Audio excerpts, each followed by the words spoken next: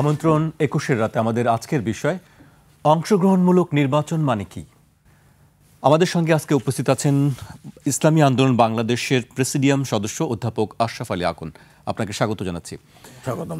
আমাদের সঙ্গে আছেন সিনিয়র সাংবাদিক এম এ আজিজ, আপনাকেও স্বাগত জানাচ্ছি। আজিজ ভাইকে দিয়েই শুরু করতে চাই।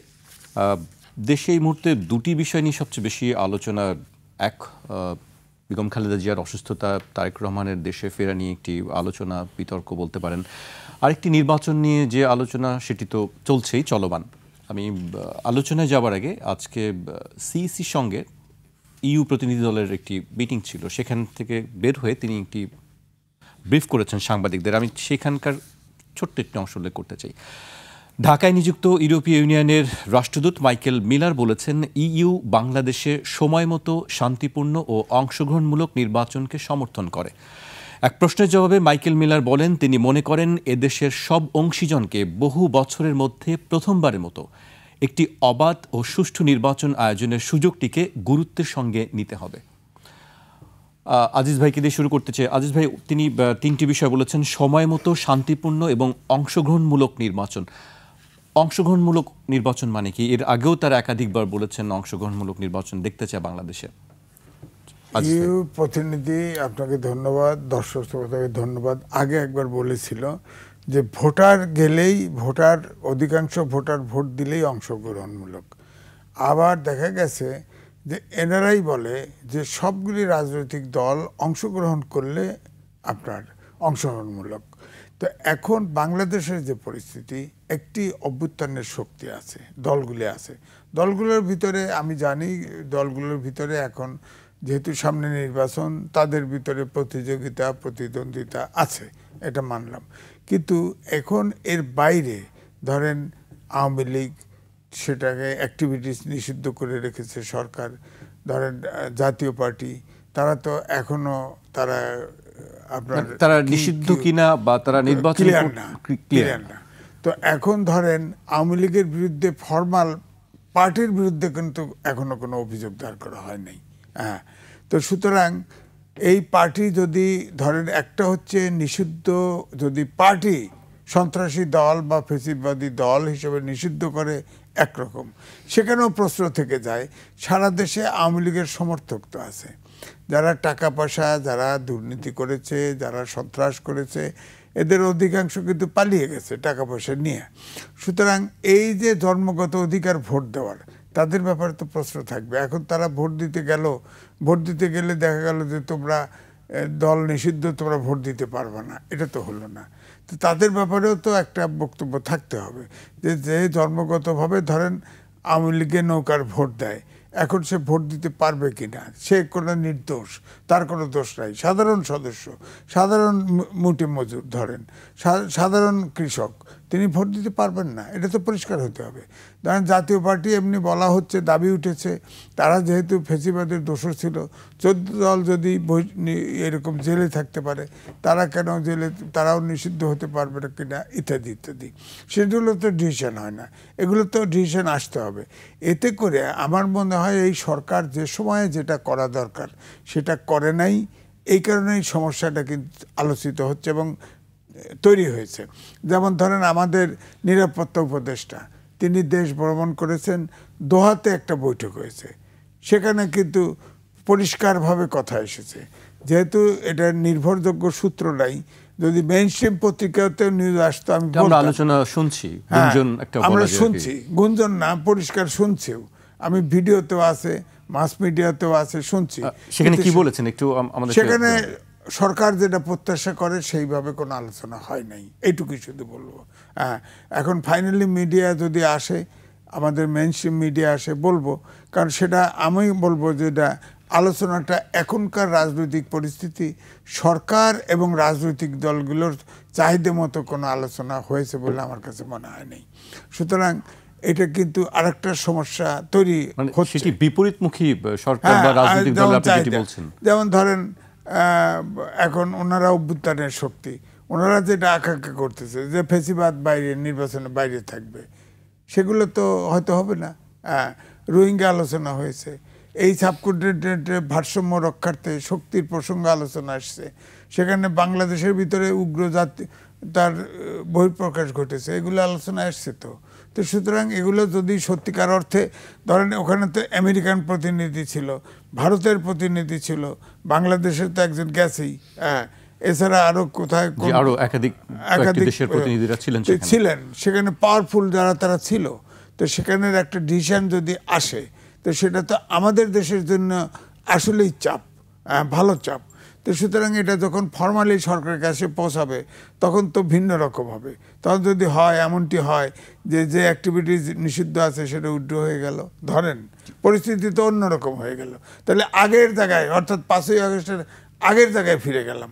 তো আমার বক্তব্য ওখানেই, স্বীকারই করতে রাজি না এই সরকার। আমি বলি সাংবিধানিক সরকার, 106 অনুচ্ছেদ অনুযায়ী ওত নিয়েছে এই সরকারের কাছে, অর্থাৎ আমি ওই অনুসারে দাওয়াতি ছিলাম, অপেক্ষা করেছে 106 অনুচ্ছেদ অনুযায়ী যে মতামত নিবে, রেফারেন্সের জন্য অপেক্ষা করেছে। অপেক্ষা করার পর ওই রেফারেন্স যখন পৌঁছেছে তখন ওত নিয়েছে, সংবিধান অনুযায়ী ওত নিয়েছে, সংবিধান সমুন্নত রাখার জন্যে।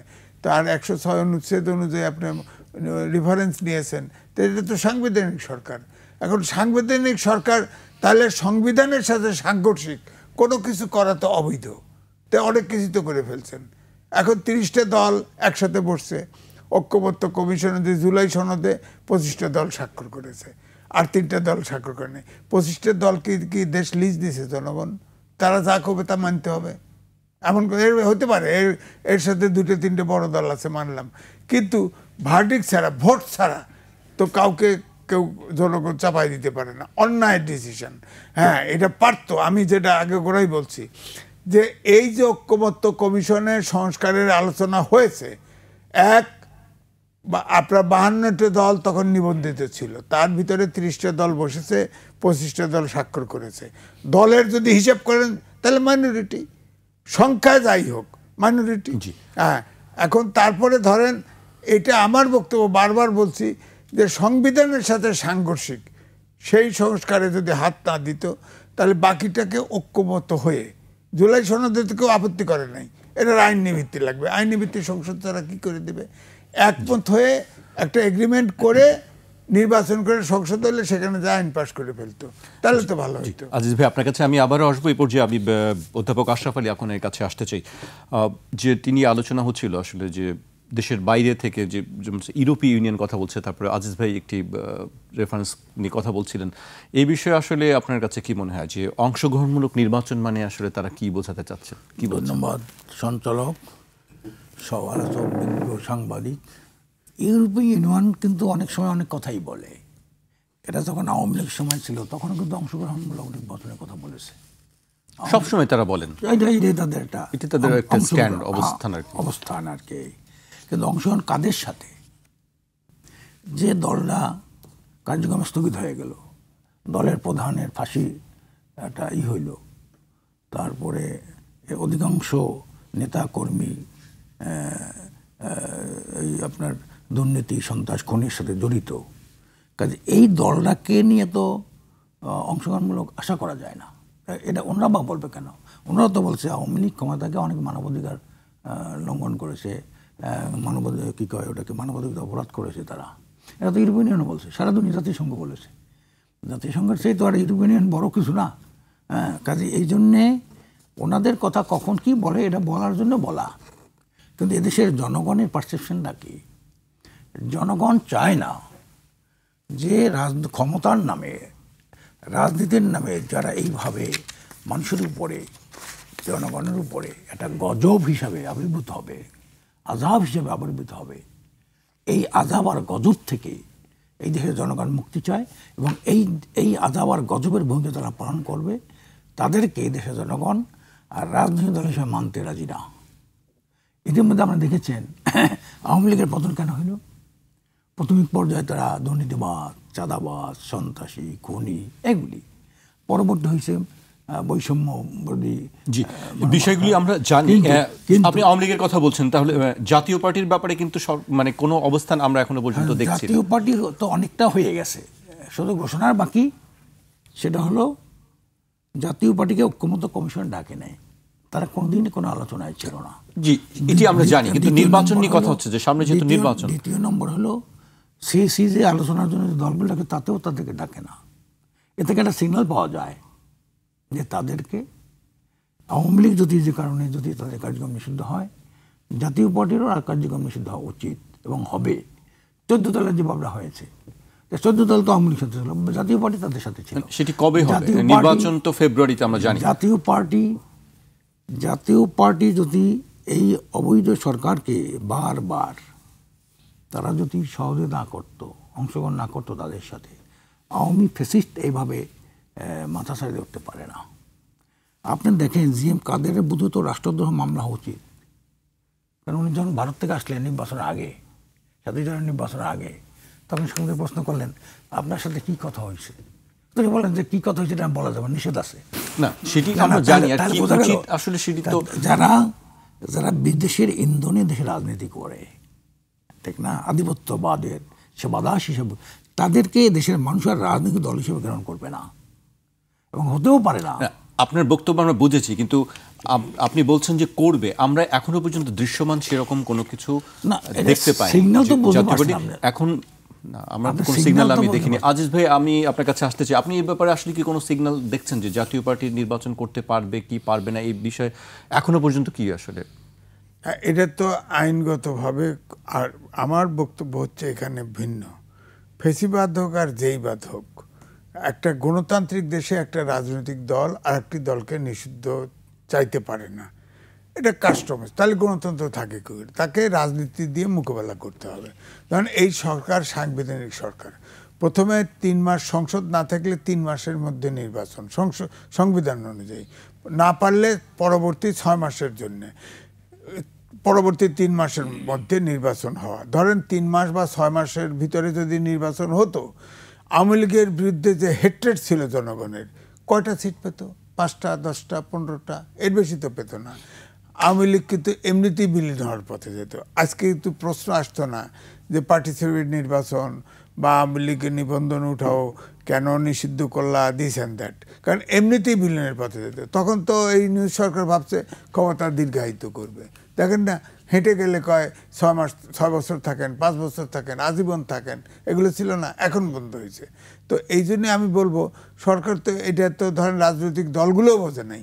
ওনারা ইউনূস সাহেব বলেছেন ঐক্যমত্য কমিশনে বসে গেছে, সব সংস্কার করবে, তাদের ইচ্ছে মতো সব সংস্কারের এজেন্ডা খুলছে। 11টা কমিশন করছে, শিক্ষা কমিশন নাই। শিক্ষা ছাড়া তো 4র্থ শিল্প বিপ্লব, আমি এখানেও বলছি, দেশই দাঁড়ায় থাকতে পারবে না, ওটার খবর নাই। তো এই জন্যে আমি বলছি যে এটা যে পরিস্থিতি তৈরি হয়েছে, এটা এই অভ্যুত্থানের শক্তি, রাজনৈতিক দল এবং এই সরকার, আমি বলবো মিলিতভাবে এই পরিস্থিতি তৈরি করছে। কারণ আমি একটু যোগ করতে চাই। আমরা গতকাল একটি বক্তব্য দেখেছি, এনসিপি নেতা নাসিরউদ্দিন পাটোয়ারি বলেছেন যে শেখ হাসিনার বিষয়ে আমাদের যে অবস্থান, জামায়াত ও বিএনপিকেও জাতীয় পার্টির বিষয়ে একই অবস্থান নিতে হবে, কুসুম কুসুম প্রেম চলবে না। তিনি আরও বলেছেন, আরেকটি কথা বলেছেন, যেটি হচ্ছে অভ্যুত্থানের ফসল বিএনপি জামায়াত 2 দলই সমানভাবে তাদের ঘরে তুলেছেন। তার এই বক্তব্যটি আসলে কতটুকু যুক্তিযুক্ত, বা জামায়াত জাতীয় পার্টি সম্পর্কে আসলে 2 পক্ষের অবস্থান কি আসলে? না, 2 পক্ষে আমি তো বললাম যে এটা হওয়া উচিত যে হ্যাঁ, তাদেরকে আপনি এ পর্যন্ত মামলা করলেন না কেন? ফরমালি কোর্টের মাধ্যমে যদি কোর্টে হয় তো নিষিদ্ধ করেন, আইন মতো করেন। আইন তো আছে দেশের। সন্ত্রাসী সংগঠন হলে, ফেসিবাদী সংগঠন হলে, কিলিংয়ের সাথে জড়িত থাকলে, কোনো আপনার গণহত্যা করলে তার বিচার হবে। তো বিচারের দিকে তো আগাচ্ছেন না। আপনি কেন জোর করে নিষিদ্ধ করতে চান? আমার প্রশ্ন এখানে। আপনি অ্যাক্টিভিটিস নিষিদ্ধ করলেন, তার আগে কিন্তু ডক্টর মোহাম্মদ ইউনূস বলছে কোনো দলকে নিষিদ্ধ করার প্রোগ্রাম এই সরকারের নাই, অর্থাৎ এই অন্তর্বর্তীকালীন সরকার। আপনি যদি দেখেন, একটা চাপ তৈরি হলো, ঘেরাও হলো, আপনার এটাকে অ্যাক্টিভিটিস নিষিদ্ধ করা হলো, তখন নিষিদ্ধ করলেন না কেন? ছাত্রলীগকে নিষিদ্ধ করছেন কি আগে কার্যক্রম বন্ধ করছেন? নিষিদ্ধ করলেন না কেন? এটা আইন আছে তো। জামাতকে নিষিদ্ধ করে নাই, করছে তো। করেন নাই, আদা আদা করছেন কে? আদা আদা করে তো এখন সমস্যা ঘনীভূত হয়েছে। অথবা কোর্টে যেতেন, কোর্টে পাঠায় দিতেন। এই যে কোর্টে যদি আরেকটা প্রেয়ার দিয়ে রাখতেন, এই যে বিচার হলো, আরেকটা প্রেয়ার দিয়ে দিতেন আওয়ামী লীগের জন্য, তা আওয়ামী লীগের ব্যাপারেও তো একটা রায় পেতেন, পজিটিভ রায় হয়তো পেতেন। তো সেটা চাচ্ছেন না, গায়ের জোর খাটাচ্ছেন কেন? আমার বক্তব্য হলো, গণতন্ত্র চাইবেন, আবার আরেকটা দলকে ইলেকশন করতে দিবেন, আরেকটা দলকে ইলেকশন করতে দিবেন না। হ্যাঁ, দোষ আছে যার যার পলিসিতে। ওই জাতীয় পার্টিকে জিজ্ঞেস করলে তারা ঠিক আছে, কিন্তু আমার চোখে তো ঠিক নাই। জাতীয় পার্টি সরকারেও থাকে, বিরোধী দলে থাকে, অভিনব, পৃথিবীতে ইতিহাস নাই। আবার এখন কয় আমরা অভ্যুত্থানের শক্তির পক্ষে আছি। কেমনে হয় বলে? কেমনে হয়? তারা তো ওই সরকারের অংশ ছিল, ওই আওয়ামী লীগ সরকারের অংশ ছিল, এটা তো যৌক্তিক। কিন্তু আমার কথা হলো, একটা পদ্ধতি, আইনগত পদ্ধতি লাগবে। আইন বাতায় সরকারকে চাপ দেন, সরকার নিষিদ্ধ করুক, অথবা কোর্টের থেকে নিষিদ্ধ করেন। এমনি এখানে যা তার অফিসে আগুন লাগাই দিবেন, অফিসে ভাঙচুর করবেন, আবার পিঠা খাইবেন, দোষ দিবেন জাতীয় পার্টির। এটা কেন? জি, আশরাফ আলী, এখন যে পদক্ষেপে আগানোর কথা ছিল, পদক্ষেপ নেওয়ার কথা ছিল, সেদিকে না নিয়ে আজিজ ভাই যেটি বলছেন, অন্যভাবে সেটি চাওয়া হচ্ছে কেন? আইনগতভাবে কোনো মামলা করা হয়নি বা বিচারের দাবি তার তোলা হচ্ছে না, সে বিষয়ে আসলে কি বলবেন? দেশের আইন তো তার নিজস্ব গতিতে চলে। এটা পর্যায়ক্রমে যখন সিসি যখন তাদেরকে ডাকলো না, ঐক্যমত কমিশন তাদেরকে ডাকলো না, অর্ধেক কিন্তু মাইনাস হয়ে গেছে জাতীয় পার্টি রাজনীতি অঙ্গন থেকে। কারণ তারা বেশ কিছুদিন ক্ষমতায় ছিলেন, বিরোধী দলে ছিলেন অনেকটা, যদিও গৃহপালিত বিরোধী দল ছিলেন তারা, কিন্তু এভাবে এর থেকে একটা ইঙ্গিত বহ করে যে তারা এদেশে আর জনগণের আশা আকাঙ্ক্ষার প্রতিফলন ঘটিয়ে তার রাজনীতি করবে, এটা হয় না। কারণ আচ্ছা, তাহলে তাদের সঙ্গে কুসুম প্রেম কেন? যদি এনসিপির পক্ষ থেকে অভিযোগ করা হচ্ছে যে বিএনপি এবং জামায়াতের সঙ্গে একটি কুসুম প্রেমের সম্পর্ক চলছে। জামাত করে কিনা জানি না, কিন্তু বিএনপি তো আওয়ামী লীগের সাথে কুসুম করে, হিন্দুদের সাথেও কুসুম করে। আওয়ামী লীগের সকল মামলা তুলে নেবে এই কথাও বলে, যেখানে খালেদা জিয়াকে এতদিন ছিলেন। জামায়াত কি বলছে না? না, জাতীয় পার্টির কিন্তু বিএনপির পক্ষ থেকে তো সবসময় বলা হচ্ছে যে জামায়াত, আমরা সারা দেশে যে আমাদের মহাসমাবেশ বা সমাবেশগুলো হচ্ছে, তার মধ্যে কিন্তু জাতীয় পার্টি সহ 14 দলের নিষিদ্ধের দাবি আছে। এটা একটা দাবি, কিন্তু দাবি তো আছে, তাকে যে কুসুম গরম এইটা সম্পর্ক এইটা জামাতের সাথে নাই আমার জানা মতে। কারণ এই যে 5 দফা দাবির মধ্যে একটা আছে এদের রাজনীতি নিষিদ্ধ করা। তাতে কাজেই বিএনপি থাকতে পারে, তারা তো আওয়ামী লীগের সাথে আছে, ঠিক না? আর বিএনপি কিভাবে আওয়ামী লীগের সঙ্গে আছে? কেবল তাদের মামলা সব উঠাই নেবো, তাদের গায়ে একটা ফুলের টোকা দিতে পারবো। সেটি একটি নির্দিষ্ট এলাকায় যাদের বিরুদ্ধে কোনো অভিযোগ নেই সেই বিষয়ে না, নির্দিষ্ট এলাকা কেমন? একটা দলের যিনি বলতে পারে এক্সিকিউটিভ চিফ, যিনি দ্বিতীয় ব্যক্তি বলা হয় যাকে, ওনার পক্ষ থেকে একটা উনি তো একটা আঞ্চলিক নেতা না, হতে পারে ওনার নির্বাচন এলাকা, কিন্তু এখানে তো জাতীয় পর্যায়ে এটা ছড়ে গেছে, সারা বিশ্বে ছড়ে গেছে ওনারই বক্তব্যটা। কাজী কুসুম সম্পর্ক, আর নাসিরউদ্দিন পাটোয়ারি বলতে পারবে উনি কখন কি কার বিরুদ্ধে কী বলে। হ্যাঁ, এটা তো বলা মুশকিল তার কথার, কখন এদিকে কতক্ষণ সেদিকে দিতে হয়। কাজে এই জন্যে বিএনপির তো আছে, এটা জাতীয় পার্টির কে তারা নিষিদ্ধ, আওয়ামী লীগকে তো নিষিদ্ধ করতে চাইছিল না বিএনপি। আওয়ামী লীগ, এটা বিএনপির লাভটা কি? আপনি বলছেন যে বিএনপির সঙ্গে আওয়ামী লীগের সম্পর্ক, এটি লাভ হলো বিএনপি মানুষ আশা করছিল যে আওয়ামী লীগের পতন ঘটার পরে যারা এই গণঅভ্যুত্থানে যারা অংশীজন তাদেরকে জনগণ ভোট দিয়ে একটা ক্ষমতা নেবে এবং একটা জাতীয় সরকার গঠন করবে। কিন্তু দেখা গেলো আওয়ামী লীগ যাওয়ার পর আওয়ামী লীগ যে কর্মকাণ্ডগুলো করছেন, জনস্বার্থ বিরোধী, দেশ বিরোধী, সেই একই কাজগুলো বিএনপি করছে। তারা চাঁদাবাজি করছে, তারা দখলবাজি করছে, লুটপাট করছে, মানুষ হত্যা করেছে, মিথ্যা মামলা দিয়েছে, লাখ মিথ্যা মামলা দিয়েছে, এবং মিথ্যা মামলা দিয়ে আবার টাকার বিনিময়ে তাদের নাম কাটিয়ে দিয়েছে।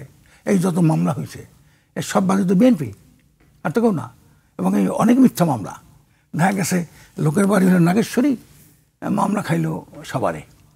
আপনি বলছেন যে বিএনপি এই মামলা বাণিজ্যগুলো করেছে? হ্যাঁ, সবই তো তারা করছে, বাইর করেন, কেউ অন্য কেউ করছে, একটা নাম বাইর করেন, সবই তারা করেছে। এবং এর থেকে মহা একটা ফায়দা তারা করেছেন, লাভ করেছেন, ফায়দা নিয়েছেন তারা। মামলা করে 100, 200, 500। আচ্ছা, সাভারের মামলা, খুনের মামলা হাসিনার সাথে, সেই লোকটার বাড়ি হলো নাগেশ্বরী, কুড়িগ্রাম নাগেশ্বরী। সেখানে আমাদের এক বন্ধু, উনি একটা ভালো একটা কুড়িগ্রামের প্রায় 10 বার শ্রেষ্ঠ করদাতা, তার নাম দিয়েছে 19 নম্বরে হাসিনার সাথে। পরে উনি বলছেন, ভাই আশ্চর্য, আমি তো সাভারে তো যাই নাই, 2-1 বছরে মনে পড়ে না, তা আপনি আমার নাম দিলেন যে বাদী। কয় ভাই বোঝুন তো, এদিকে বলিছিল হয়ে গেছে, একটু বোঝাপড়া করলে এরা আপনার যা থাকবে না, বোঝাপড়া করলে আর এই মামলা থাকবে না, সব তো বোঝাপড়ার মামলা। মানে কি এটা? আওয়ামী লীগ তোমার দুঃশাসন চালিয়েছিল ক্ষমতা থেকে, মিথ্যা মামলা দিয়ে, গায়েবী মামলা দিয়ে, লক্ষ লক্ষ মামলা তারা দিয়েছে। হ্যাঁ, বিএনপির তো 100, 150, 500, 700 মামলা আছে একজনের মধ্যে, তা আওয়ামী লীগ দিয়েছে। এরা করছে কি, এরা আওয়ামী লীগ যাওয়ার পরে ওই যে ফেসিস্টদের সহযোগী ছিল হিসাবে এই মামলাগুলো তারা দেশে ঢুকাইয়া। তাহলে আপনি একটা মামলাকে তদন্ত করেন যে কয়জনের বিরুদ্ধে মামলা দিয়েছে এবং এই লোকগুলো বাড়ি কার কোথায়। এটা সম্পূর্ণ ষড়যন্ত্রমূলক। হ্যাঁ, এর মধ্যে কিছু আছে সত্য, কিন্তু অধিকাংশ যে বিশাল একটা মামলার বহর, মামলার যে এত সদস্য সংখ্যা, এর মধ্যে একটা ষড়যন্ত্র, তো এটা হিন্দু স্বার্থ সহিত করার জন্য মামলাগুলা। কাজে এটা তো তারা করেছে। জনগণ এখন তাদের থেকে মুখ ফিরে এনেছে।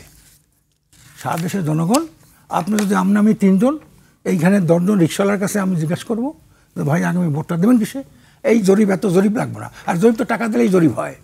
টাকা দিয়ে ফিরে আসলে এখন কোন দিকে মুখ নিয়েছে জনগণ? একটা দুর্নীতি, দুঃশাসন, সন্ত্রাস মুক্ত একটা ইনসাফপ্রাণ একটা রাষ্ট্র গঠনের দিকে মানুষ মুখ ফিরে এনেছে। আর সেইটা আমরা মনে করি, বিশ্বাস করি, সেইটা হলো হ্যাঁ, দুর্নীতি দুঃশাসন মুক্ত একটা দেশ যদি করতে হয় তাহলে ইসলাম লাগবে, ইসলামের মূল্যবোধ লাগবে, ইসলামের ন্যায়নীতি লাগবে। ইসলাম তো একটা ন্যায়পরায়ণ শাসক হতে পারে না, কোথাও হতে পারে নাই। স্বাধীনতার পর দেখেন একটা ইনসাফপরায়ণ একটা শাসক কখনো ছিল? কোনো কালে ছিল না, ছিল না। এই জন্য আমরা আমাদের এই 8 দলের মূল এটা হলো আমরা ইসলামকে রাষ্ট্রীয় ক্ষমতা নিতে চাই।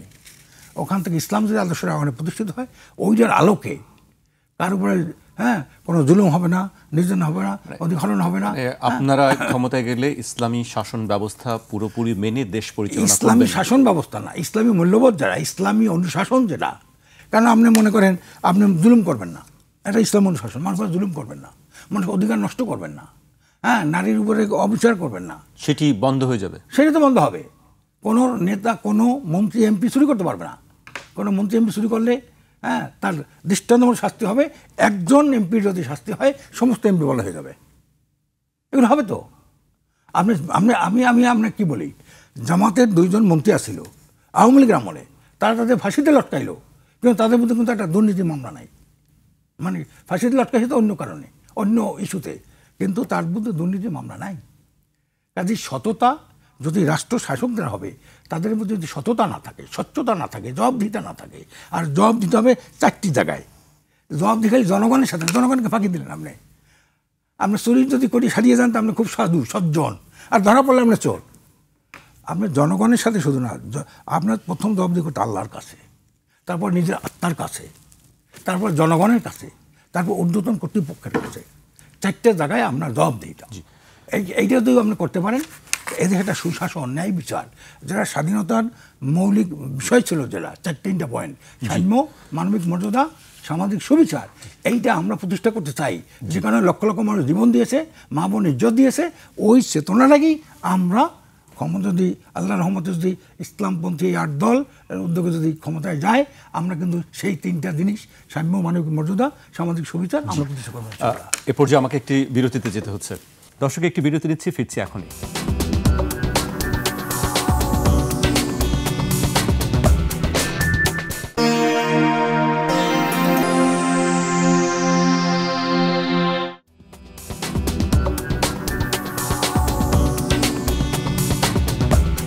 বিরতির পর আবারও স্বাগত। আপনারা দেখছেন 21 রাত। আমাদের সঙ্গে আছেন ইসলামী আন্দোলন বাংলাদেশের প্রেসিডিয়াম সদস্য অধ্যাপক আশরাফ আলী আকন এবং সিনিয়র সাংবাদিক এম এ আজিজ। আজিজ ভাইকে দিয়ে পর্যায়ে শুরু করতে চাই। জামায়াত ইসলামের আমির শফিকুর রহমান বলেছেন, চাঁদাবাজি অব্যাহত রয়েছে, দুর্নীতি অব্যাহত রয়েছে, ক্ষমতায় না গিয়েও অনেকে ক্ষমতার দাপট দেখাচ্ছেন, প্রশাসনিক কু করার চেষ্টা করছেন। ক্ষমতায় না গিয়েও ক্ষমতার দাপট আসলে কারা যে দেখাচ্ছে সেটা এই নিয়ে তর্ক বিতর্ক চলছে। জামায়াত বলছে বিএনপি দেখাচ্ছে, বিএনপি বলছে জামায়াত দেখাচ্ছে, আসলে কারা দেখাচ্ছে এটা? ইসলামিক আন্দোলনও তো এখন বাড়ি যাওয়ার কথা শুনলাম একই রকম, প্রায় কাছাকাছি। তো আমার বক্তব্য হচ্ছে এই ইসলামিক দল যে ঐক্য হয়েছে, এখন ভাই যে বললেন যে ওনারা ক্ষমতায় গেলে এরকম এরকম করবেন, তো জামাত ইসলাম তো এটা বিশ্বাস করে না, ওনারাই বলছে। জামাত ইসলাম কোনো দেশে যদি সমাজতান্ত্রিক কোনো বামপন্থী কোনো দল যদি ক্ষমতায় যায় সেখানেও ইসলাম কায়েম হতে পারে, কিন্তু জামাত ইসলাম গেলে কোনোদিন কায়েম হবে না, ওনারা বলছে। জামাত সেই জায়গাটা থেকে তো ওনারা সরে এসেছেন অনেকটা। না, সরে আসে সে তো বলে না। শরিয়া তো শরিয়া আইন তো এটা শরিয়া আইনের কথা বলে, কোরআন এবং সুন্নাহ শরিয়া আইনের কথা বলে না। শরিয়া আইন কি কেউ জনগণ জানে না। ওনারা ক্ষমতায় যাওয়ার পরে ওনাদের ইচ্ছা মতো আইন হবে, ইচ্ছা মতো বাস্তবায়ন করবে। সুতরাং সেটি ওনারা যা ভাববে সেটাই আইন। এখন তো অন্য দল, ইসলামিক দলরা, আমার কাছে অনেক ভিডিও আছে, প্রতিষ্ঠান দখল করতেছে, ছাগল চুরি করতেছে, মেয়ে রেপ করতেছে, মাদ্রাসায় রেপ করতেছে, এগুলো তো হচ্ছে। এটা কি শরিয়া আইনের ভিতরে পড়ে? এগুলো কথা বলেন না কেন ওনারা?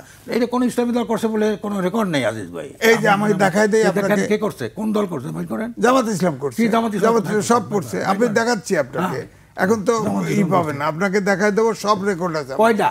বহু আছে, বহু আছে, বহু আছে, বহু আছে। লাখের মধ্যে দানের মধ্যে আপনাদের এই দলকে ইসলামিক দল মনে করে না এমন রেকর্ড আছে সব। হাক্কানি ইমামরা আপনাদেরকে ইসলামিক দল মনে করে না, আপনারা ইসলামকে ব্যবহার করতেছেন। না, ইসলাম বিএনপি তা করছে না।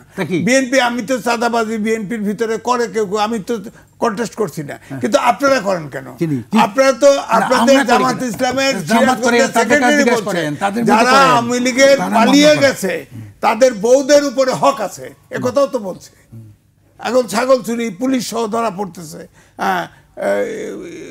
এগুলো কেন? এগুলো কোন না, এইটা মামলা হবে, সমাজ কি? আমরা তো তাকে তার পক্ষে নেই না। আমার কাছে তো ভিডিও আছে, এখন ভিডিও তো অনেকে অনেক বানাইতে পারে ভাই, ভিডিও তো অনেকে অনেক বানাবে না, আমাকে দেখাচ্ছি, আপনাকে দিব, সবগুলো দেব, দিয়ে দেন সবগুলো, কমপক্ষে 50টা দেব আপনাকে, 50টা দেব। এবং ইমাম সাহেবদের বক্তব্য, আপনার আমিরের বক্তব্য আমি দিয়ে দেব। আমিরের কোনো বক্তব্য নেই, আমির কোনো না, তাহলে নায়েবে আমির হবে। যাই হোক, নায়েবে আমির আমির দুইজন তো ভিন্ন জিনিস। করিম সাহেবকে, হ্যাঁ ফয়জুল করিম সাহেব, ফয়জুল করিম সাহেবকে ওনার ভিডিও আছে, উনি বলছেন নিজে, ওনার ভিডিও আছে তো। উনি তো, আমরা তো এগুলো এখন তাহলে বলেন যে ইসলাম, আমরা ইসলাম না জামাত ইসলাম? আমরা যারা বলি, শোনেন, জামাত ইসলামী তার আকীদা দর্শন আলাদা, আমাদেরটা আলাদা। আমরা তার সাথে কোনো জোট করি নাই, আমরা করছি নির্বাচনী সমঝোতা, যেখানে জামাতের ভালো যোগ্য প্রার্থী আছে, ভালো প্রার্থী সৎযোগ্য, আমরা সেখানে ভোট দেবো। আমাদের যেখানে সৎযোগ্য আছে সেখানে জামাত ভোট দেবে। এভাবে আমরা নির্বাচনী সমঝোতা করছি। এবং এটার মধ্যে আর কোনো ফ্যাসিস্ট, আর কোনো খনি, চাঁদাবাজি, দখলবাজিরা ঢুকতে না পারে জনপ্রতিনিধির নামে। সেটি ঠিক আছে, আমি শেষ করি। সরকার পরিচালনার ক্ষেত্রে আমরা শুধু প্রথম এই জনপ্রতিনিধির মধ্যে সততা, ন্যায্যতা, জবাবদিহিতা আনার জন্যে আমরা কিন্তু এই নির্বাচনী সমঝোতাটা করেছি। এখানে যদি কেউ অন্যায় করে, অবশ্যই মক্কায় তো চোর আছে, কিন্তু তার শাস্তি তো আছে। আজকে বাংলাদেশে 18 জনকে শিরশ্বাদ করেছে, দেখছেন না, আজকের ইসে আছে। তো এখন এই জন্যে আমরা যেটা মনে করি যে আমরা এই জনগণের যে প্রতিনিধিত্ব, এটি শুধু পার্লামেন্টের মধ্যে সীমাবদ্ধ রাখবো না, কোনো লেভেলে যাতে চাঁদাবাজ ঢুকতে না পারে। আমরা মনে করেন যে দল আপনার এমপি নমিনেশন পাবে, অন্য দল সেখানে উপজেলা চেয়ারম্যান হবে, তারপরে ইউনিয়নের মধ্যে 10টা চেয়ারম্যান থাকলে 5টা আমরা ভাগ করব, মেম্বার পর্যন্ত কোনো জনপ্রতিনিধির নামে পার্লামেন্ট থেকে শুরু করে ইউনিয়নের মেম্বার পর্যন্ত আর ঢুকতে না পারে, এই ধরনের আমরা একটা নির্বাচনী সমঝোতা, যাতে এই গোষ্ঠী আর ঢুকতে না পারে, খাই রাজনীতি করতে না পারে। জি, প্রশ্ন একটি ছিল যেটা আজিজ ভাই, যে ক্ষমতায় না গিয়েও অনেকে ক্ষমতার দাপট দেখাচ্ছেন এবং প্রশাসনিক কু করার চেষ্টা করছে তো। জি, করছে তো, বলতেছে বিএনপি অভিযোগ করতেছে, ওনাদের ব্যাপারে অভিযোগ নাই, ওনাদের ব্যাপারে অভিযোগ নাই, ওনাদের ব্যাপারে অভিযোগটা হচ্ছে জামাতের সাথে সরকারে গেলে, ওনারা বললো না আমরা নির্বাচনে গেলে, ইসলামিক দল নির্বাচনে গেলে তারা সরকারে এই করবে, তো জামাত ইসলাম তো ওই যে ইয়ার ব্যারিস্টার আছে তো ওই যে কি আপনার শিশির মনির, এই ওমর, এই ইচ্ছা, এই মুছা, এই অমক অমক হিন্দুদের পূজার নাম কয় সব শান্তির প্রতীক। আবার বলতেছে যে রোজা এবং পূজা একই বৃত্তের দুটি ফুল, এগুলি কি? ওনাদের সাথে কি করবে? উনি তো এমপি ক্যান্ডিডেট, উনি তো এমপি হবেন, উনি হয়তো মন্ত্রী হবেন, তখন কেমনি সরকার চালাবেন বলেন আপনি? ওনারা তো ব্যাপারটা হয়েছে দেশটা যে কত রঙ্গিলা রঙ্গিলা রঙ্গিলা, দেশের মাঝি রঙ্গিলা, যখন যেখান থেকে জনমত যেভাবে নেবে, কেউ পুজো পার্বণ দিয়ে এরকম নমস্কার দেয় নাই? হ্যাঁ, দেশে না, এই দেশের অনেক নেতারা দেশে না, বড় বড় নেতারা দেশে না, তাদের সাথে পিড়ে হাত দিছে না। মানে কি, আমরা মনে করি ধানের মধ্যে যেমন চিটা থাকে, চিটা পর্যন্ত ধানের মধ্যে কিছু চিটা থাকে, ধান না, ওগুলা ধানের নামের কতগুলো আবর্জনা। ঠিক এর তদ্রুপ দলে যদি অধিকাংশ লোক ভালো হয়, একটা দুটো থাকতে পারে ওভাবে, কিন্তু তারা কোনো স্থান পাবে না, তাদের কোনো জায়গা হবে না। যারা এগুলো করছে তাদের কোনো জায়গা হবে না, কোনো জায়গা হবে না। পরিষ্কার বলে দিলাম যে আমাদের বাদ দিবেন কিভাবে?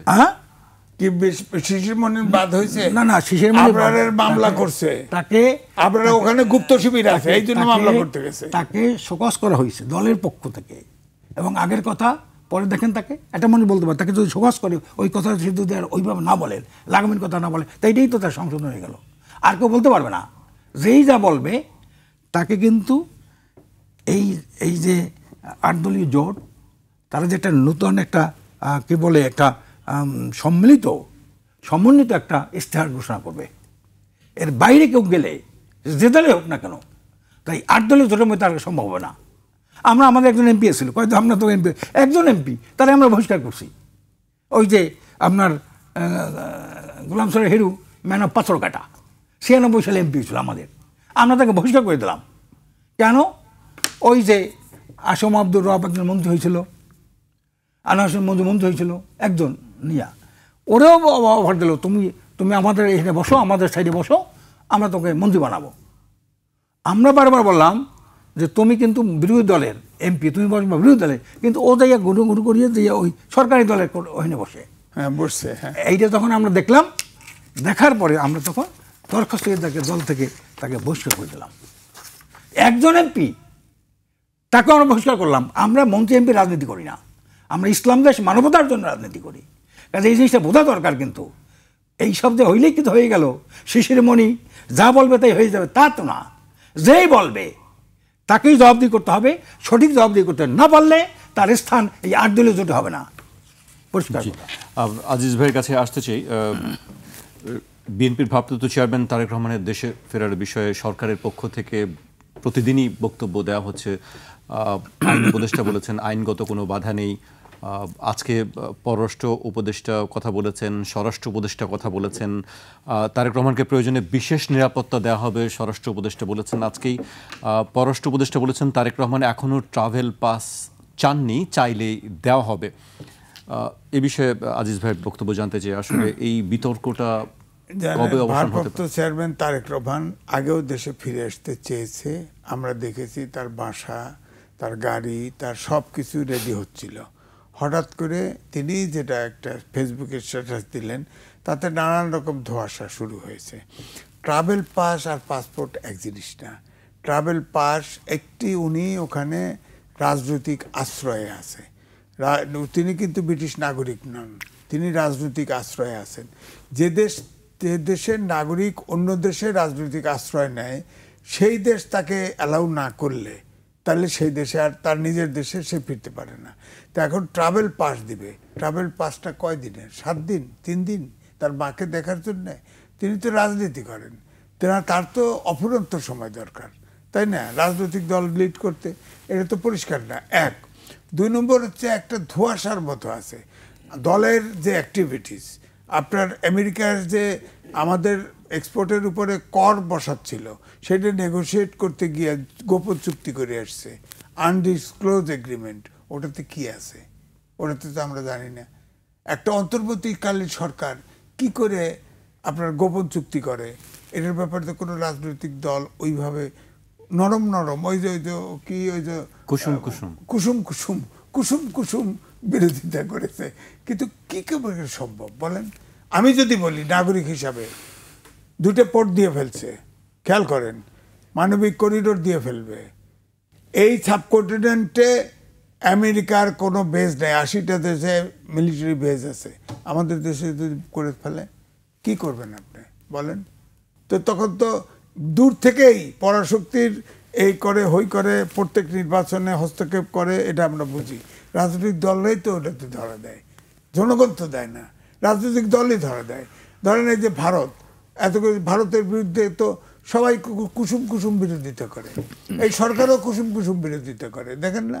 কারণ হচ্ছে প্রথমে ইউনুস সরকার 7 সিস্টারের কথা বলেছিল না, যে আমাদের ডিস্টার্ব করলে আমরা 7 সিস্টারও আছে, এই কথার পরেই আর আওয়াজ নাই। প্রায় শেখ হাসিনা 30টা সমঝোতা এবং চুক্তি স্বাক্ষর করেছে, সব ভারতের পক্ষে। একটা চুক্তি রিভিউ করেছে? একটা চুক্তি সম্পর্কে কিছু বলেছে? রয়ে গেছে তো। অর্থাৎ ফ্যাসিবাদের সব কর্ম রয়ে গেছে তো। পার্টি আপনার ক্ষমতা দখল করবে, আপনি তার অ্যাক্টিভিটিস বন্ধ করে রাখছেন, কিন্তু তার যে কাজ সবগুলো বহাল রয়েছে, সব এগ্রিমেন্ট বহাল রয়েছে, সব এগ্রিমেন্ট কার্যকর।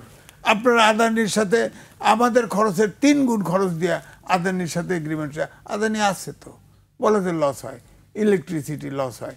এখন আমি এইটাই বলবো যে এখন যে গোপন চুক্তি হয়েছে, বা ইউনুস তো বিদেশি নাগরিক, তার সরকারের ভিতরে অনেক বিদেশি যে নাগরিক দেয়, সেই রাষ্ট্রের প্রতি আনুগত্য স্বীকার করতে হয়, তার বিপক্ষে কাজ করবে, তার স্বার্থে কাজ করবে। তো এই বিদেশি নাগরিকরা বাংলাদেশের পক্ষে কাজ করে, এটা আমি বিশ্বাস করব? আমি তো করবো না। কারণ দেশ তৈরি করছে আমরা, মুক্তিযুদ্ধ করেছি, এই দেশে বিদেশি নাগরিক কেন অ্যাডভাইস করে? উনি করবে। উনি আমার বন্ধু, উনি আমার ভাই, উনি আমার বাবা, উনি করবে। বিদেশি নাগরিক আনবে কেন? ওনারা তাদের সাথে বসে কেন যায়? ওনার যোগ্যতা নাই, তাহলে ওনারা সরকার চালাবে, দেশ চালাবে কি করে? ওনারা কি অক্ষমত করে, এটার উপর বিশ্বাস রাখবো কেন? বিদেশিরা করে দিয়ে যায়। তো এখন আমি তো এইটাই বলছি যে এইটাতে যদি এখন ধরেন একবার 1/11-এর সময় শুরু হয়েছিল না -2 ফর্মুলা, এটা তো ফিসফিস হয় যে আমরা অলরেডি -2-র ভিতরে ঢুকতেছি কিনা। তারেক রহমান ধরেন 1 তো মাইনাস হয়েছে, আবার -4-এর কথাও শোনা যায়। -4-এর ব্যাখ্যা ভিন্ন। -1টা হচ্ছে ধরেন শেখ হাসিনা ফেলাই গেছে, হ্যাঁ, এটা ধরেন যদি স্টিক করে -1 হয়ে গেছে। এখন ধরেন দেশনেত্রী বেগম জিয়া, তিনি এমনভাবে অসুস্থ, তিনি শারীরিকভাবে এত বড় পার্টি আর সুস্থ হলেও চালাতে পারবেন না। এখন তারেক রহমান মাইনাস করে দিলে -2 হয়ে যায়, -2 হয়ে যায়, -4 আর লাগে না তো, -4 হয়ে গেল। তো সুতরাং এটাও যে ওয়ার্ক করতেছে না কেমন করে বুঝবেন? কারণ এখানে তো আমেরিকান যে নাগরিক, তারাই তো প্রভাবশালী এই সরকারে। আপনি খেয়াল করেন, আমেরিকাই তো -2 করতে চেষ্টা করেছে, ভারত তার সহযোগিতা করে নাই, যেহেতু আওয়ামী লীগ তার বন্ধু। তো এই জন্যে আমি বলছি, এবারে তো ভারত এবং আমেরিকা, তাদের সাথে সামরিক চুক্তি কিন্তু আবার নবায়ন হয়েছে, মনে রাখবেন কথাটা।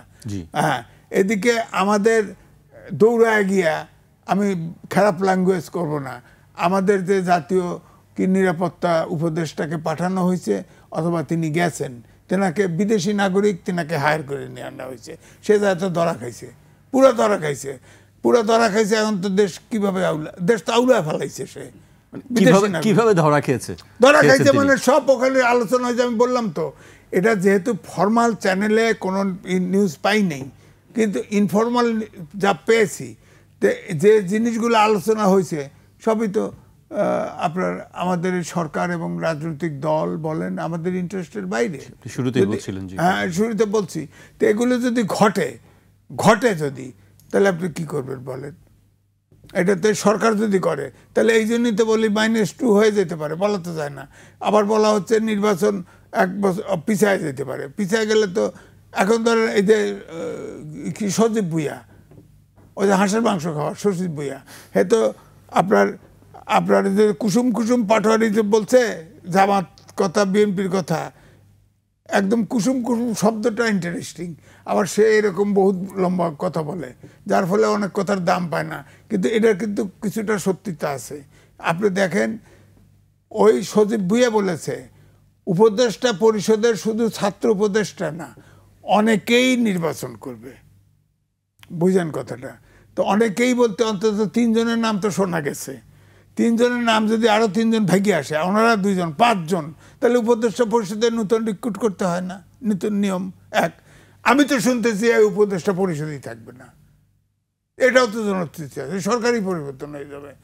এখন অন্তর্বর্তী সরকার পরিবর্তন হয়ে যাবে? সজীব ভুঁইয়া তো তাই তার কথার তো ইন্টারপ্রিটেশন তাই হয়, দুটা হয়। একটা হলো সে আসিয়া তার এলাকায় 450 কোটি টাকা এলজেডি মিনিস্ট্রিতে উন্নয়নের জন্য ইয়ে করছে, দিছে। এরপরে আপনার জামাত বা ইসলামিক আন্দোলন আছে কিনা, বিএনপি এদের উপরে অত্যাচার শুরু করছে। তখন অনেক কায়কবাদ হলো বিএনপি প্রার্থী, হে তো খুব ডাক ছেড়ে ধাওয়া মারছে, অন্ত ফিরে আসে ঢাকা 10-এ সে তার ভোটার বানাইছে। এখন ঢাকা 10-এ বিএনপি নমিনেশন দেয় নাই, এটাতে কি মনেন? তাহলে তো কুসুম কুসুম এনসিপিরও তো কুসুম কুসুম বিএনপির সাথে আছে না? সজীব ভুঁইয়াকেও বাই হায়ার করা, তাহলে উনি যে করলো জামাতের সাথে কুসুম কুসুম, আমাকে বিএনপির সঙ্গে আপনার কথা অনুযায়ী বিএনপির সঙ্গেও কুসুম কুসুম, বিএনপির সাথেও কুসুম কুসুম এনসিপিরই আছে। এনসিপি বলতেছে যে কুসুম কুসুম অমক অমকের সাথে আছে, আরে কুসুম কুসুম তো এনসিপির সাথেও বিএনপির আছে, এইটাই প্রমাণ। কারণ আসিফ ভুঁইয়া এখানে আইছে, 10 আইছে, এখানে 10-এ তার ভোটার বানাইছে, সে বিএনপির কোনো ওখানে 2টে প্রার্থী আছে, নমিনেশন দেয় নাই। তো এখন আপনি খেয়াল করে দেখেন, ওইখানে আবার প্রত্যেকটা মসজিদে আবার ফের অ্যালটমেন্ট দিছে ওই এলাকায়, সে ইলেকশন করবে, বিএনপি নমিনেশন দেয় নাই। তার মানে কুসুম কুসুম এনসিপির ইয়ে আছে না, খাতির আছে না বিএনপির সাথে। এই জন্য এখন আমি বলবো যে সব প্রতিযোগিতায় আছে কেমন করে কাকে দলে ভিড়াবে অথবা কেমন করে নির্বাচন করবে। এখন এনসিপির এও হইতে পারে যে বিএনপিতে যোগদান করলো, তাহলে ধরেন সজীব ভুঁইয়া পাশও করে যেতে পারে, বলা যায় না। কিন্তু তিনি বিএনপিতে যোগদান করবেন কেন? তিনি তো আমরা জানি যে এনসিপির সঙ্গে তারা যারা আছেন একই সঙ্গে, যদি এনসিপি হিসেবে নির্বাচন করে, সজীব ভুঁইয়া ওই মসজিদে ডোনেশন দিয়েও কাজ হবে না, ও ফেল করবো, ওরা জামানত বাজাতে হবে। অন্য তাদের প্রতীক, ওই যে কি ইয়ে প্রতীক দিছে না, ওই ফুলকলি, শাপলা কলি দিছে, কিন্তু আদর্শ তো নিশ্চয়ই ধারণ করেন যারা, নাকি শুধু নির্বাচনে জয়ের জন্য? আমাদের দেশে শোনেন, আমি অবজারভারে ছিলাম, হামিদুল হক চৌধুরী ওটার মালিক ছিল। হামিদুল হক চৌধুরী এডিটোরিয়াল মিটিংয়ে বলেছিল যে তোমরা এইসব ছোট ছোট পার্টি নিউজ ছাপো কে, কয় স্যার এটা ছাপলে সার্কুলেশন বাড়ে। আরে মিয়া, স্বাধীন দেশে তোমাদের দেশে 100টা পার্টির দরকার কে? এগুলো ছাপবো না, দেখো পার্টি থাকবো না। তো এখন আমার বদলে ছোট অনেক দল, এই বেরসিক ইলেকশন কমিশন, তারা কিন্তু বলে দিচ্ছে যে জোট করলেও যার যার প্রতীকে নির্বাচন করতে হবে। এবার দেখেন ছোট ছোটটা এই কুসুম কুসুম যারা হচ্ছে না, কুসুম কুসুমকে ইলেকশনের পরে রেজাল্টের সময় পাওয়া যাবে না। ওই ফেসিস্ট সরকারের হাসিনার সময় আমিডামি নির্বাচনে 3টা কিন্তু কিংস পার্টি করেছিল, বড় বড় নেতা দিয়ে, এবং 300 সিটে আসন দিয়ে, একটারও, বিশ্বাস করেন, একটারও জামানত থাকে নাই। এটা মানুষ বোঝে। এই যে ছোট ছোট পার্টি আছে না, দেখেন সবার বলবো না, কিন্তু অধিকাংশরই জামানত বাজেয়াপ্ত হবে। জি, শেষ করবো, একেবারে শেষ পর্যায়ে চলে এসেছি। আমি আকুন ভাইকে দিয়ে শুরু শেষ করতে চাই। কালকে 8 দলের সমাবেশে জামায়াত ইসলামের আমির একটি কথা বলেছেন যে প্রয়োজন হলে আরেকটি 5 আগস্ট করা হবে। এই কথার কি কারণ হতে পারে? আসলে সেরকম কি পরিস্থিতি হতে পারে? আপনি সেরকম কোনো কিছু দেখছেন কি? আমরা ইউনূস সাহেবকে প্রথম এভাবে মনে করছিলাম, উনি একটা অংশ উনি ঠিক আছে, উনি একজন সজ্জন ব্যক্তি, সজ্জন, শান্তিকামী, মানবতাবাদী, ঠিক আছে, কিন্তু ওনার রাজনৈতিক কর্মকাণ্ড এটির মধ্যে উনি অনেকটা বিতর্কিত। এইটা উনি জনগণের উপর আস্থা সৃষ্টি করতে পারে নাই।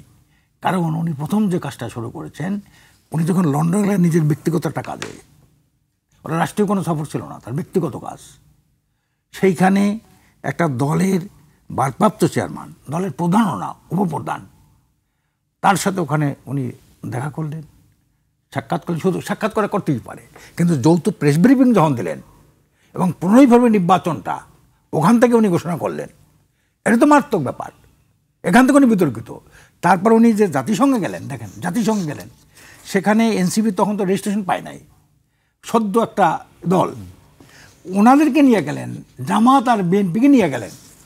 অথচ ইসলামী আন্দোলন বাংলাদেশের মধ্যে 2-3টা দলের মধ্যে একটা, জি, কিন্তু 5 আগস্টের কথা কেন বলছেন তিনি, যে 5 আগস্ট আবার কেন হতে হবে? তাদেরকে নাই না, যার কারণে ইউনূস সাহেবের মাধ্যমে একটা ফ্রি ফেয়ার নির্বাচন যদি না হয় এবং তার প্রশাসন যেভাবে ইতিমধ্যে অদক্ষতার প্রমাণ দিয়েছে, পেশাদারিত্বের যে ন্যূনতম যে তার অংশগ্রহণ কথার কিছু তা হয় নাই, এত মপ কেভাবে হয়, এত চাঁদাবাজি কেমনে হয়? কাজে আমরা মনে করি এখন বিএনপি যেভাবে শুরু করছেন, এখন এই নির্বাচনে কাজ করতে দেয় না, এখন অন্য দলকে গ্রহণ করে না, পোস্টার উপর পোস্টার মারে, পোস্টার ছিঁড়ে ফেলায়, এখনই কিন্তু কিছুর সাথে কিছু না। কাজে ওনার মাধ্যমে একটা সুষ্ঠু নির্বাচন যদি না হয়, তারপর তো একটা শুধু গণ-অভ্যুত্থান, এবার হবে গণবিপ্লব। উনি তো বলছে আরেকটা এটি কি নির্বাচনের পরে? নির্বাচন যদি ব্যর্থ হয় তত হবে এটা। নির্বাচন আগে তো কোনো আর গণবিপ্লব হচ্ছে না, এইটা হবে কেন? এইটা তো আমরা দেখবো, এটা আনছি। কিন্তু উনি যদি লেভেল প্লেইং ফিল্ড তৈরি করতে না পারে এবং দুর্নীতিবাদ সন্ত্রাসীদের বন্ধ করতে, আপনি বলছেন লেভেল প্লেইং ফিল্ড তৈরি করতে না পারলে, নির্বাচন সুষ্ঠু না হলে, কিন্তু সেটি তো আপনি আগেই বুঝতে পারবেন যে আসলে যেমন আপনি বলছেন যে আসলে নিরপেক্ষভাবে কাজ করছে না, পোস্টার মেরে ফেলছে, হত্যার ঘটনা ঘটছে, তাহলে আপনি কেন নির্বাচন করবেন না? তারপরে হলো আমরা বলছি যে গণভোটটা আগে দেন, ওই গণভোটের ভিত্তিতে তো জাতীয় নির্বাচনটা হবে। ওনারা করলেন কি বিএনপির কথা মতো, বিএনপির সাজেশনে। আজকে একই দিনে দুনিয়ার কোনো ইতিহাসে আছে কিনা যে একই দিনে গণভোট এবং জাতীয় নির্বাচন একই দিনে হয়? নাই তো। কারণ উনি প্রধান ইলেকশন কমিশন একটা নির্দিষ্ট এই কটা ভোট হবে এত ভোটারের জন্য, একটা ভোটার এত মিনিট সময় লাগবে একটা ভোট দেওয়ার জন্য, এর মধ্যে আরেকটা ব্যালট, আরেকটা বুথ, এই যে একটা ওনার কী কয় স্বঘোষিত একটা বৈপরীত্য উনি করলেন, উনি তো এইভাবেই তো বুথ করছেন। আপনারা তো সেই নির্বাচনেই যাচ্ছেন, গণভোট এবং জাতীয় নির্বাচন একই দিনে, সেই আমরা কিন্তু এখনো কিন্তু আমরা আন্দোলন চালিয়ে যাচ্ছি মহাসমাবেশের মাধ্যমে, এরপরে জেলায় জেলায় করবো। গণমানুষ কিন্তু এই গণভোটটা আগে চায়। কাজে আমরা ওনাকে ওয়ার্নিং দিয়ে রাখছি যে আপনি গণভোটটা আগে দেন, এরপর সুষ্ঠু ফ্রি ফেয়ার নির্বাচন দেন। কারণ গণভোট আগে হলে ফ্রি ফেয়ার নির্বাচন হবে না। মনে করেন একটা উনি সিএসি বলছে কি, একটা আসনে যদি ভোট বন্ধ হয় তা টোটাল ভোটটা বন্ধ। সেটি তো আপনাদের দাবি, আমরা সবাই জানি যে সেই দাবির জন্যই আপনারা দেশব্যাপী বিভাগীয় শহরগুলোতে সমাবেশ করছেন। সেইটা তো এখনো সরকার বলেনি যে আসলে গণভোটটা আগে হবে, এখনো কিন্তু সেই দিনেই নির্ধারণ করা আছে। আমরা বলার জন্য আন্দোলন করতেছি, যাতে বলে এইটা। আচ্ছা, না বললে আপনারা সেই গণভোটের নির্বাচনের এখন বলতে পারবো না। আমরা দাবি করছি আগে নির্বাচন, আগে গণভোট হবে, তারপর সংসদ নির্বাচন হবে, এইটা আমরা দাবি এখনো আছে। কাজে এটা করবো কি করবো না, আন্দোলন শেষ করি, জনমত হবে। যখন গণবিস্ফোরণ সারা দেশে জানেন মহাসমাজগুলো, এই বিভাগীয় মহাসমাজগুলো জনসমুদ্রে পরিণত হচ্ছে, আম মানুষ যারা হইতেছে। কাজে এই জনগণের যে একটা অংশগ্রহণ এবং জনদাবি, এটা কিন্তু ইতিমধ্যে হয়ে গেছে। কাজে এখন যদি উনি দুই একটা দলের কারণে যদি উনি এইটা মানতে, একটা যৌক্তিক দাবি মানতে ব্যর্থ হয় বা মানার জন্য গড়িমসি করে, তাহলে দেশের অবস্থা উনি একটা নাজুক পরিস্থিতির মধ্যে ঠেলে দেবে ডক্টর ইউনূস সাহেব। জি, আজকে আমাকে এখানে শেষ করতে হচ্ছে। আপনাদের দুজনকে অনেক ধন্যবাদ আমাদেরকে সময় দেওয়ার জন্য। দর্শক, আজ এখানে শেষ করছি। কাল আবার দেখা হবে ঠিক রাত 12টায়।